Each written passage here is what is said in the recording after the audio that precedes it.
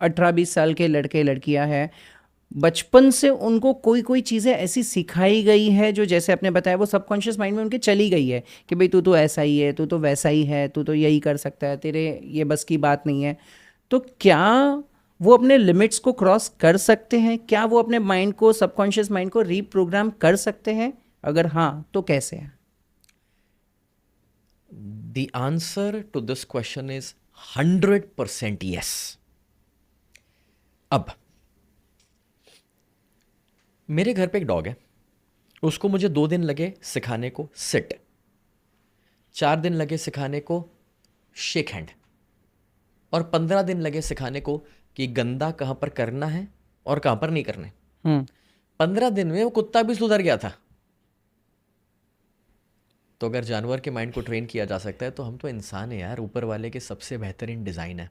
Correct. मैंने कोई गाय को डिप्रेशन में नहीं देखा, कोई कुत्ते को दवाइयाँ खाते हुए नहीं देखा, कोई बंदर को हार कर बैठा हुआ नहीं देखा।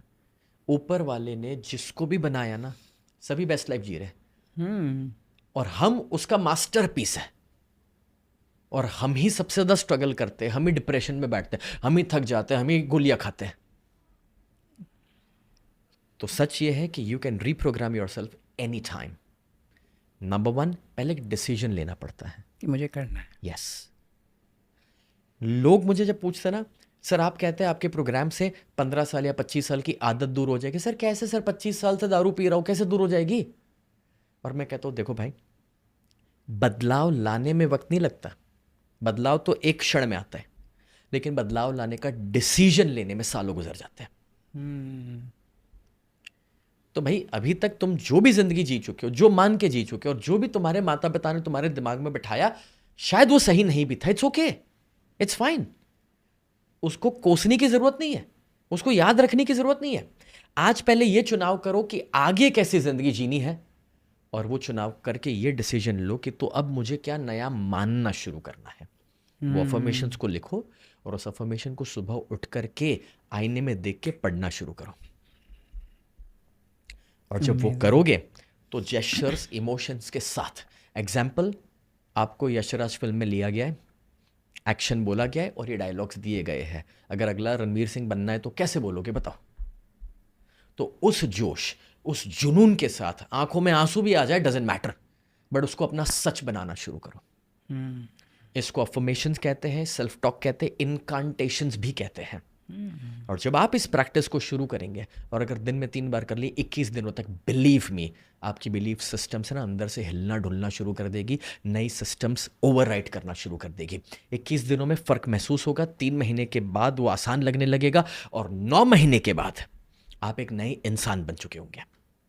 सर आपने जैसे बताया कि लाइक नेगेटिव थॉट्स को कंट्रोल करना है, लेकिन बहुत बार सर ऐसा होता है कि आज की तारीख में ओवर थिंकिंग और प्रोकास्टिनेशन, ये दो चीज़ें ऐसी हैं ना जो हर किसी के माइंड में मतलब ना चाहते हुए भी आ जाती है। मुझे अगर उसे कंट्रोल करना हो, मुझे उसे फिल्टर लगाना हो कि भाई ये चाहिए या नहीं चाहिए, तो कैसे करें?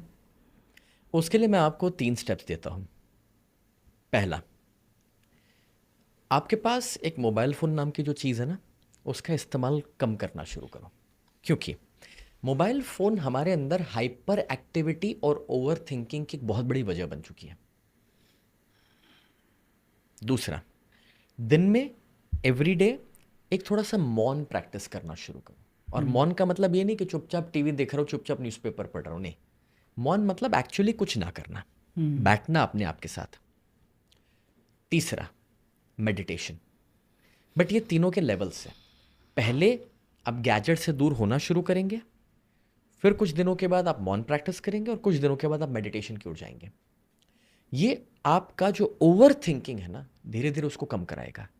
बिकॉज आज हम कंटेंट की दुनिया में हैं, 30 सेकंड में रील घुमा रहे हैं, तो ये हाइपर एक्टिविटी नेचुरली बढ़ रही है। और जो बच्चे पिछले 10-20 सालों में पैदा हुए तो कंटेंट की उनके पास कोई कमी नहीं है, अब तो करेक्ट। वही दुनिया में वो जी रहे हैं।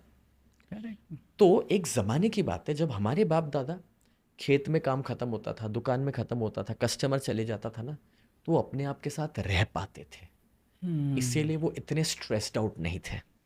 आज डिप्रेशन, नेगेटिव थिंकिंग सब इसलिए बढ़ गया है बिकॉज हम लोग बिना वजह का ओवर थिंकिंग कर रहे हैं। आज आप कंटेंट भी प्रोड्यूस कर रहे हैं तो आप एक अच्छे इरादे से कर रहे हैं, लेकिन उसके बाद नया स्ट्रेस शुरू होता है, कितने लाइक्स आए, कितने फॉलोअर्स बढ़े। अरे भाई तू अपना काम करता रहे ना, 6 महीने तक करता रहे, ज़्यादा देख मत क्या हो रहा है, करेक्ट, रिजल्ट तो आएगा वक्त के साथ। करेक्ट। तो gadgets, fasting, silence and meditation. बरसों पहले हमने सुना था उपवास। अब ये उपवास होता क्या है? हमें लगता है उपवास माने भूखा रहना। मैं आपको इसकी नई परिभाषा देता हूं। एक्चुअली उप का मतलब है करीब, राष्ट्रपति, उपराष्ट्रपति मतलब राष्ट्रपति के सबसे करीब वाला इंसान। वास मतलब रहना, वन वास मतलब वन में रहना। हाँ, उपवास का मतलब है करीब रहना, बस इतना ही मतलब है। अब सवाल, किसके करीब रहना? तो उपवास का मतलब था उनके करीब रहना। ओके। अब बरसों पहले जब हम खेत में काम करते थे, किसान थे शुरुआत में, तो हम जब ऊपर वाला हमें इतना सब कुछ दे रहा है, बारिश दे रहा है, हमें क्रॉप्स मिल रहे हैं, तो हमने डिसाइड किया कि चलो एक आध दिन हम उनके लिए भी तो बिताएं, करेक्ट। उनकी याद में। तो कुछ दिन हमारे भारत देश में बने, पूनम, अमावस्या, एकादशी, जब हमने उपवास करना शुरू किया। बट उपवास के दिन एक्चुअली करना कुछ नहीं था, बस मेडिटेशन में या ऐसे माहौल में रहना था जिसमें हम उनको याद करें भक्ति भाव में। लेकिन जब आदमी काम ना कर रहा हो और घर पे आ जाए, तो अब जो आदमी फ्री होता है ना, उसको भूख ज़्यादा लगती है, क्योंकि वो फ्री हो गया है। तो अब घरवाली को परेशान कर रहा है, चाय बना दो, वो बना दो, फराळ का बना ऐसा दो, बना दो, हाँ, कुछ ना कुछ चल रहा है। तो अब घर में जितने फीमेल्स थे उन्होंने कहा कि अगर आप लोग आज उपवास कर रहे हैं, भगवान के करीब रह रहे हैं, तो हमारा क्या दोष है, हम भी तो भगवान के करीब रहना चाहेंगे। तो अब से आपका जब उपवास होगा, एकादशी होगी, पूनम, हमारा भी किचन बंद रहेगा, क्योंकि वो हमारा काम है। आप खेत छोड़ के, हम किचन छोड़ेंगे, हम मिलके भक्ति भाव करेंगे। अब किचन बंद हो गया तो कुछ तो खाना पड़ेगा। तो उस जमाने में सबके घर में गाय भैंस तो हुआ करती थी, फल वगैरह तो आसानी से अवेलेबल थे। उसमें से कॉन्सेप्ट आया फल आहार। अब जब आप फल आहार पे रहोगे, तब भक्ति करोगे, मेडिटेशन करोगे, तो आप सो भी नहीं जाओगे। तो वो दोनों रिलेट हो गया एक दूसरे के साथ। लेकिन अगर आज की तारीख में उपवास करना है तो दुकान में सिर्फ डाइट वाइट से नहीं चलने वाला, क्योंकि दुकान में बोर्ड लगा हुआ है कि 50 वानगियां मिल रही है, 50 मिठाइयां मिल रही है उपवास के लिए। अभी क्या लॉजिक है इसका उपवास का? आप दुनिया भर का अनहेल्दी उपवास के दिन खा रहे हो। तो अगर आज उपवास करना है तो मैं रिक्वेस्ट करूंगा कि आज अगर आपको भगवान के करीब रहना है, भक्ति भाव मेडिटेशन अपनाना है, तो उस दिन गैजेट उपवास करना पड़ेगा।